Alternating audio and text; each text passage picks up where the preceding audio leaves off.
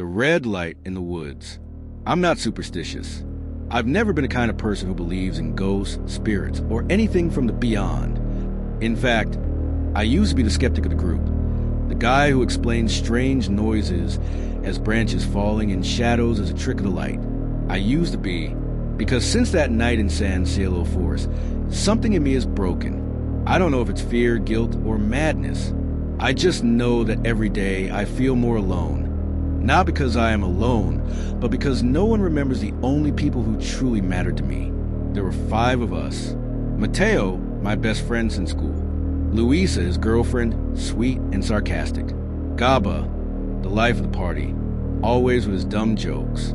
Nina, my ex, though we were just friends by then. And me, just me. Every October, we had this ritual, a weekend camping trip.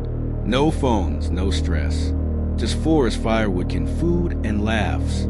San Cielo was perfect, a dense, forgotten forest, with trees so tall sunlight barely made to the ground. Not many people went there, and that was part of the appeal. Quiet, isolated, a little creepy, perfect. That afternoon we arrived just before sunset. We crossed a shallow creek and found a clearing to set up camp. The fire took a while. We only had damp matches and stubborn pride, but we got it going. Once night fell, we sat around the flames, telling horror stories like always. Mateo shared one about an abandoned asylum. Luisa kept interrupting with sarcastic commentary. Gaba made something up on the spot about a ghost chef who cooked with human limbs.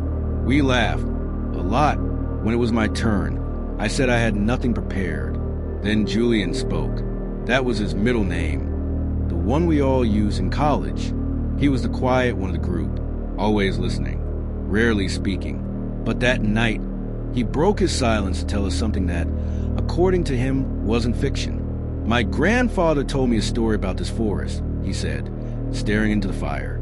They say, sometimes a red light appears between the trees. It doesn't blink. It's not a flashlight.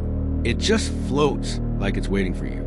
Some people follow it, thinking it's a prank or that someone's in trouble. But the light doesn't lead anywhere. It just erases you. Not death, not a disappearance. The others just stop remembering you were ever there. Silence. No one laughed this time. Maybe it was how he said it.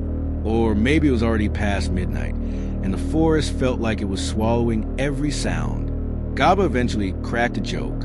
We laughed, half-heartedly. Then we went to sleep. I didn't sleep well. Something about that story got under my skin. And at exactly 3:17 a.m., I woke up. Not because of a sound. It was more like a pull, a whisper without a voice. I checked my watch, unzipped the tent, and stepped into the darkness. That's when I saw it. A red light, glowing faintly among the trees about 20 meters away. It didn't cast light around it. No reflections. No flickering. It just existed, still and somehow alive. And I followed it. I didn't call for anyone. Didn't even hesitate. I just walked, hypnotized. The light moved slowly, pausing now and then like it was checking to see if I was still behind. The deeper I went, the colder it got. The silence was so complete, I could hear my own heartbeat. Then the light vanished. I spun around. Total darkness. Nothing. No sounds. Not even my footsteps made a sound anymore. I tried to retrace my path, to go back, but everything looked different, like the forest had changed behind me. Nothing was familiar. Then I blinked, just once, and suddenly I was back in the clearing, alone. No idea how I got there. The tents were still there, my backpack, but the others? Gone. No gear, no footprints, nothing. I thought it was a prank at first. I called out. I searched the whole area. Hours passed. The sun came up. Nothing. I hiked down, frantic, and called for help. But that's when it all fell apart. I gave their names, showed their photos. No one knew who they were. No records. No social media profiles.